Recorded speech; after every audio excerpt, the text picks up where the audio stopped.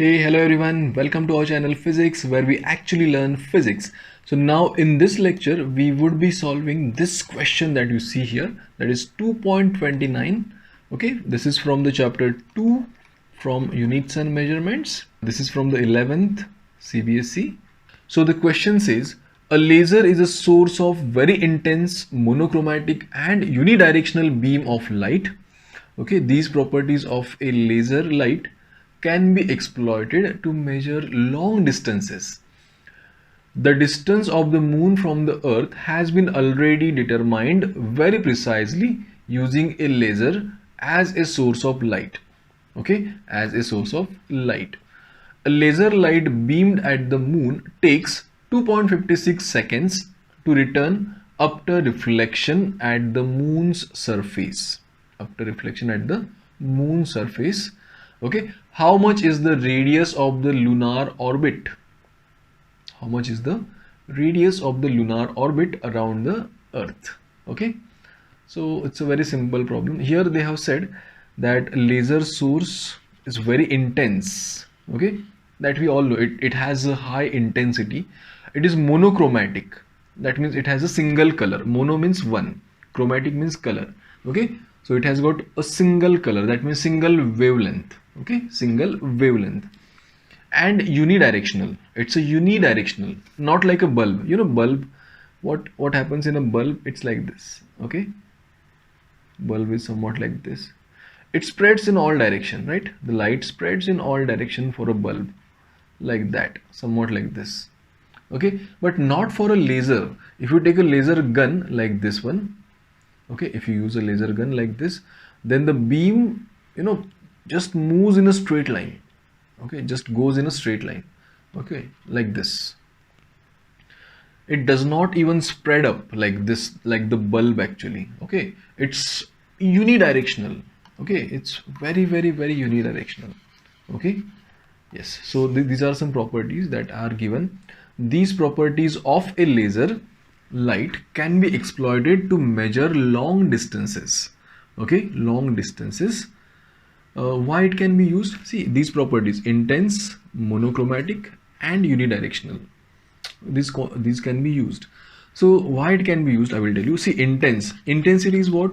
Energy per unit area. Okay, energy per unit area. So you can see it has high energy. Okay, per unit area it has got high energy.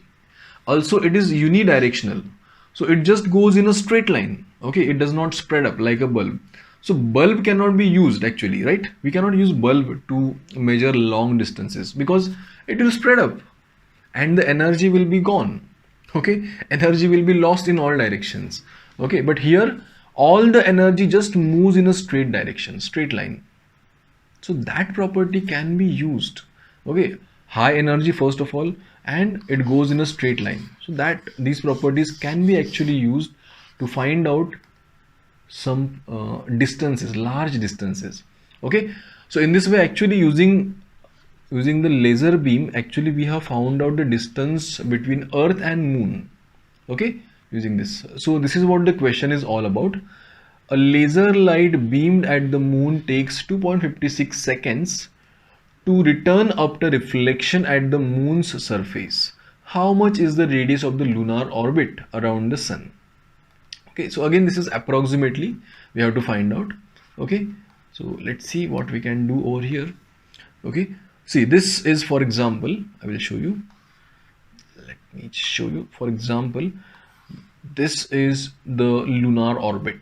Okay, that means this is the orbit in which the moon revolves around the earth. Let's say earth is here at the center. Let's say earth is somewhere here. Okay, let's say this is earth, for example. Don't go with the diagrams, and this is just a representation. Okay, so over here we have to find out the radius of this orbit. Okay, this is a circular orbit roughly, and we have to find out this radius.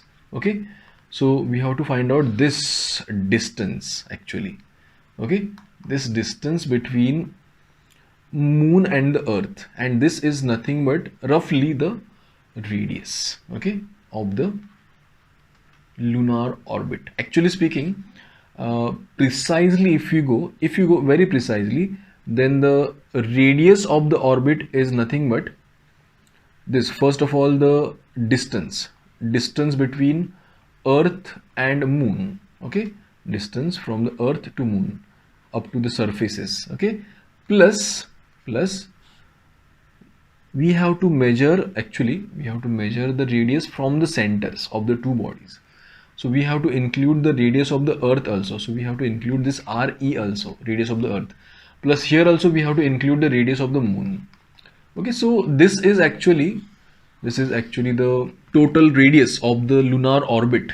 But over here such a data is not given really, so we cannot take it. And roughly if you say this distance is very large, distance from the earth to moon, this distance is very large in comparison to this and this. That's why we can just say that the radius is equal to distance from earth to moon. That's it. Okay, that is what we are gonna do over here, because other data is not really specified here, not really given. So we are not gonna take we are not gonna care about that. We will just say that the radius of the lunar orbit is this.